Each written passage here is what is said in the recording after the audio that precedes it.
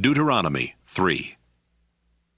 When we turned onto the road that leads to Bashan, King Og of Bashan led out his whole army to fight us at Edrei.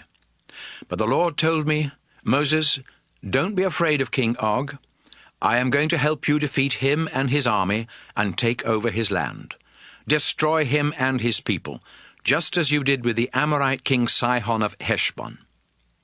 The Lord our God helped us destroy Og and his army and conquer his entire kingdom of Bashan, including the Argob region.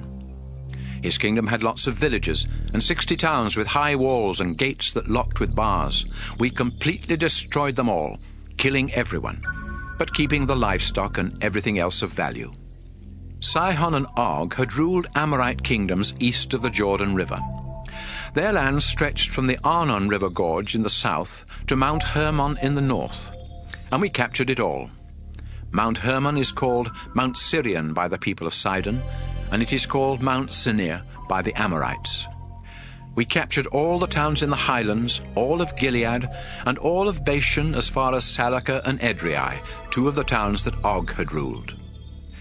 King Og was the last of the Rephaim, and his coffin is in the town of Rabbah in Ammon. It is made of hard black rock, and is 13.5 feet long and 6 feet wide. I gave some of the land and towns we captured to the tribes of Reuben and Gad. Their share started at the Arnon River Gorge in the south, took in the town of Aroer at the edge of the gorge, and went far enough north to include the southern half of the Gilead region. The northern part of their land went as far east as the upper Jabbok River Gorge, which formed their border with the Ammonites. I also gave them the eastern side of the Jordan River Valley, from Lake Galilee south to the Dead Sea, below the slopes of Mount Pisgah. I gave the northern half of Gilead and all the Bashan region to half the tribe of Manasseh. Bashan had belonged to King Og, and the Argob region in Bashan used to be called the land of the Rephaim.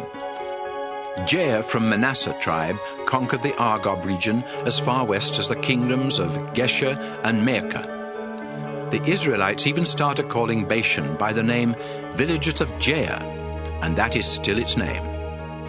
I gave the northern half of Gilead to the Maacah clan. At that time I told the men of Reuben, Gad, and East Manasseh, "The Lord our God told me to give you this land with its towns, and that's what I've done. Now your wives and children can stay here with your large flocks of sheep and goats and your large herds of cattle. But all of you men that can serve in our army must cross the Jordan River and help the other tribes, because they are your relatives.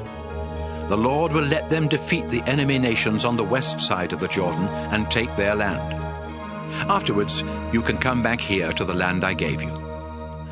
Then I told Joshua, "You saw how the Lord our God helped us destroy King Sihon and King Og, so don't be afraid. Wherever you go, the Lord will fight on your side and help you destroy your enemies." At that time, I prayed and begged, "Our Lord, it seems that you have just begun to show me your great power.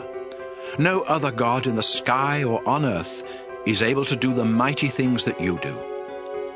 The land west of the Jordan is such good land. Please let me cross the Jordan and see the hills and the Lebanon mountains." But the Lord was angry with me because of you people, and he refused to listen. "That's enough," he said. "I don't want to hear any more. Climb to the top of Mount Pisgah and look north, south, east, and west. Take a good look, but you are not going to cross the Jordan River. Joshua will lead Israel across the Jordan to take the land, so help him be strong and brave, and tell him what he must do." After this, we stayed in the valley at Beth Peor.